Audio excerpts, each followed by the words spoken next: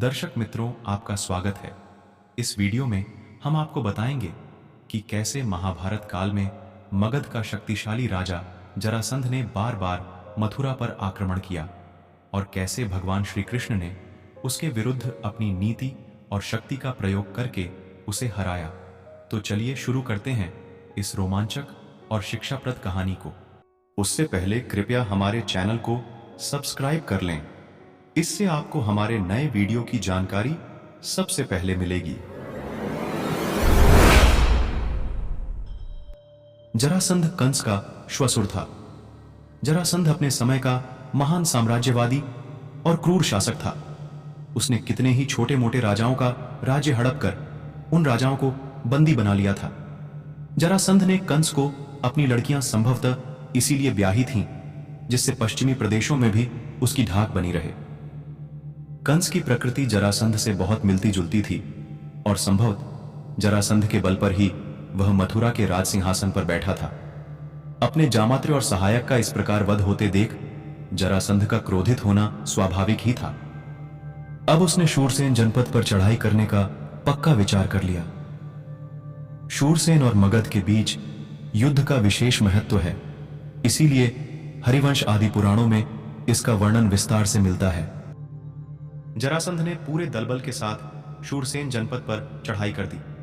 पौराणिक वर्णनों के अनुसार उसके सहायक कारूप का राजा दंतवक्र, चेदिराज शिशुपाल, कलिंगपति पौंड्र, भीष्मक पुत्र रुक्मी, काय अंशुमान तथा अंग, बंग, कौशल, दशार्ण, भद्र, त्रिगर्त आदि के राजा थे।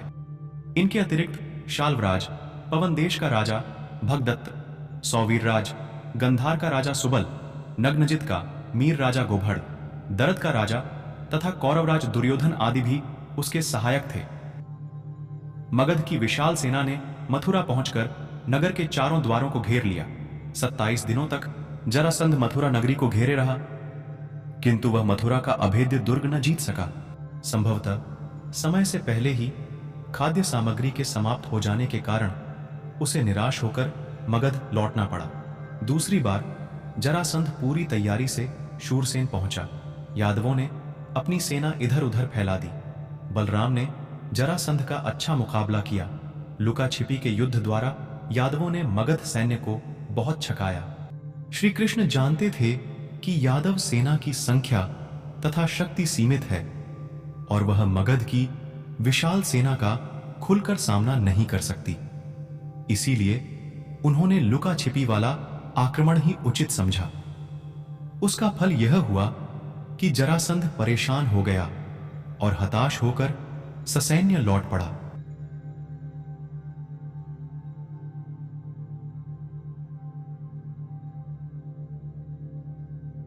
कंस की 2 रानियां थीं, अस्थि और प्राप्ति।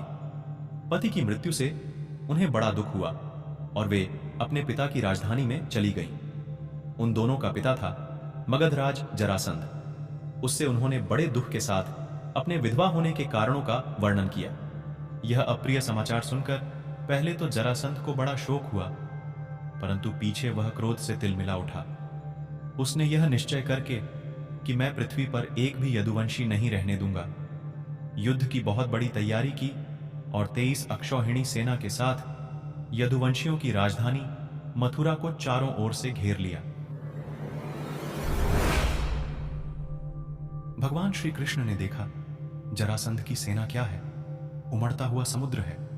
उन्होंने यह भी देखा कि उसने चारों ओर से हमारी राजधानी घेर ली है और हमारे स्वजन तथा पुरवासी भयभीत हो रहे हैं। भगवान श्री कृष्ण पृथ्वी का भार उतारने के लिए ही मनुष्य सा वेश धारण किए हुए हैं। अब उन्होंने विचार किया कि मेरे अवतार का क्या प्रयोजन है और इस समय इस स्थान पर मुझे क्या करना चाहिए। उन्होंने सोचा, यह बड़ा अच्छा हुआ कि मगधराज जरासंध ने अपने अधीनस्थ नरपतियों की पैदल, घुड़सवार, रथी और हाथियों से युक्त हुई अक्षौहिणी सेना इकट्ठी कर ली है।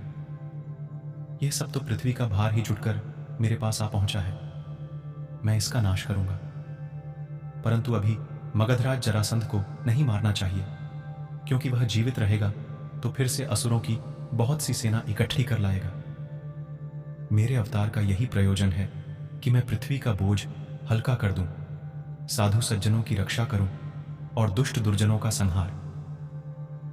समय समय पर धर्म रक्षा के लिए और बढ़ते हुए अधर्म को रोकने के लिए मैं और भी अनेकों शरीर ग्रहण करता हूं। भगवान श्री कृष्ण इस प्रकार विचार कर ही रहे थे कि आकाश से सूर्य के समान चमकते हुए दो रथ आ पहुंचे। उनमें युद्ध की सारी सामग्रियां सुसज्जित थीं और दो सारथी उन्हें हाँक रहे थे। इसी समय भगवान के दिव्य और सनातन आयुध भी अपने आप वहां आकर उपस्थित हो गए। उन्हें देखकर भगवान श्री कृष्ण ने अपने बड़े भाई बलराम जी से कहा, भाई जी, आप बड़े शक्तिशाली हैं। इस समय जो यदुवंशी आपको ही अपना स्वामी और रक्षक मानते हैं, जो आपसे ही सनात हैं, उन पर बहुत बड़ी विपत्ति आ पड़ी है।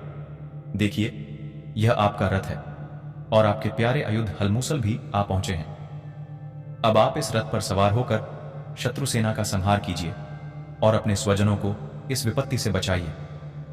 साधुओं का कल्याण करने के लिए ही हम दोनों ने अवतार ग्रहण किया है। अतः अब आप यह 23 अक्षौहिणी सेना, पृथ्वी का यह विपुल भार नष्ट कीजिए। भगवान श्री कृष्ण और बलराम जी ने यह सलाह करके कवच धारण किए और रथ पर सवार होकर वे मथुरा से निकले। उस समय दोनों भाई अपने अपने आयुध लिए हुए थे और छोटी सी सेना उनके साथ साथ चल रही थी। पुरी से बाहर निकलकर उन्होंने अपना 5 जन्य शंख बजाया। उनके शंख की भयंकर ध्वनि सुनकर शत्रु पक्ष की सेना के वीरों का हृदय डर के मारे थर्रा उठा। उन्हें देखकर मगधराज जरासंध ने कहा, कृष्ण, तू तो अभी निरा बच्चा है। अकेले तेरे साथ लड़ने में मुझे लाज लग रही है। इतने दिनों तक तू न जाने कहां कहां छिपा फिरता था। मंद, तू तो अपने मामा का हत्यारा है, इसलिए मैं तेरे साथ नहीं लड़ सकता। जा, मेरे सामने से भाग जा। बलराम, यदि तेरे चित्त में यह श्रद्धा हो कि युद्ध में मरने पर स्वर्ग मिलता है, तो तू आ, हिम्मत बांधकर मुझसे लड़। मेरे बाणों से छिन्न भिन्न हुए शरीर को यहां छोड़कर स्वर्ग में जा, अथवा यदि तुझ में शक्ति हो तो मुझे मार डाल।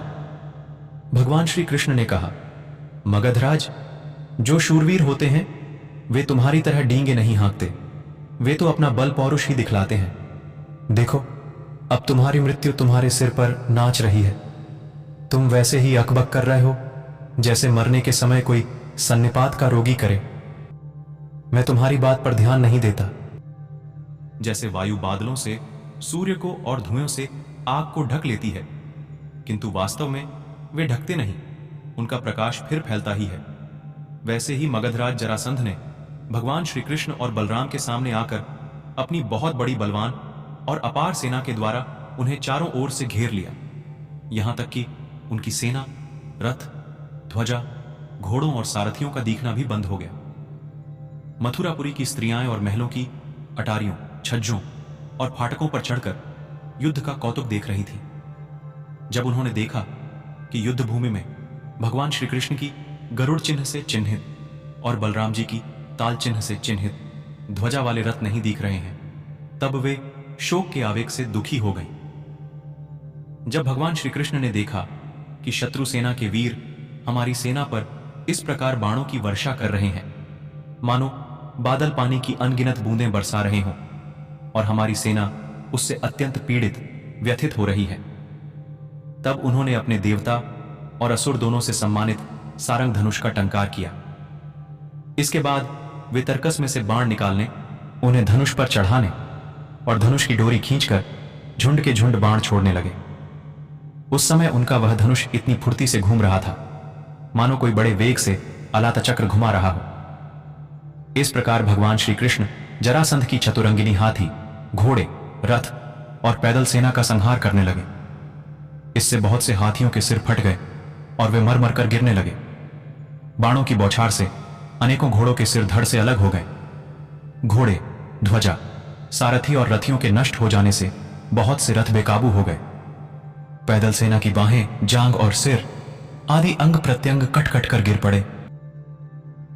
उस युद्ध में अपार तेजस्वी भगवान बलराम जी ने अपने मूसल की चोट से बहुत से मतवाले शत्रुओं को मार मारकर उनके अंग प्रत्यंग से निकले हुए खून की सैकड़ों नदियां बहा दी।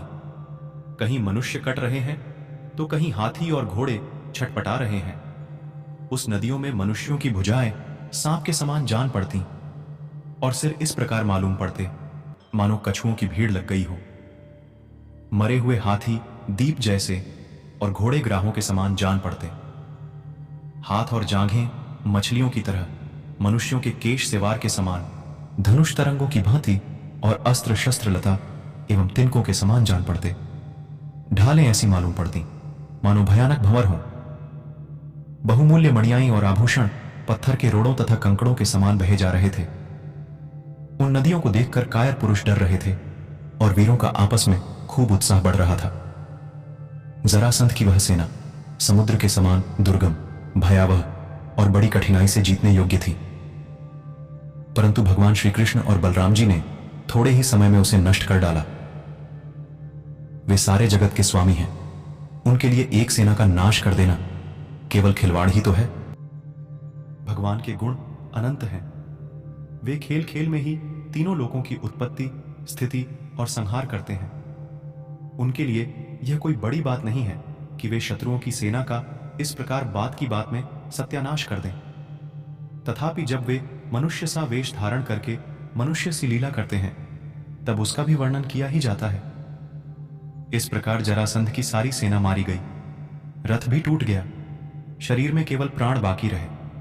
तब बलराम जी ने जैसे एक सिंह दूसरे सिंह को पकड़ लेता है, वैसे ही बलपूर्वक महाबली जरासंध को पकड़ लिया।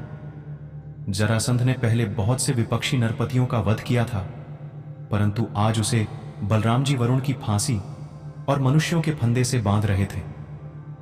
भगवान श्री कृष्ण ने यह सोचकर कि यह छोड़ दिया जाएगा तो और भी सेना इकट्ठी करके लाएगा तथा हम सहज ही पृथ्वी का भार उतार सकेंगे, बलराम जी को रोक दिया। बड़े बड़े शूरवीर जरासंध का सम्मान करते थे, इसलिए उसे इस बात पर बड़ी लज्जा मालूम हुई कि मुझे श्री कृष्ण और बलराम ने दया करके दीन की भांति छोड़ दिया है। अब उसने तपस्या करने का निश्चय किया, परंतु रास्ते में उसके साथी नरपतियों ने बहुत समझाया कि राजन, यदुवंशियों में क्या रखा है, वे आपको बिल्कुल ही पराजित नहीं कर सकते थे। आपको प्रारब्धवश ही नीचा देखना पड़ा है।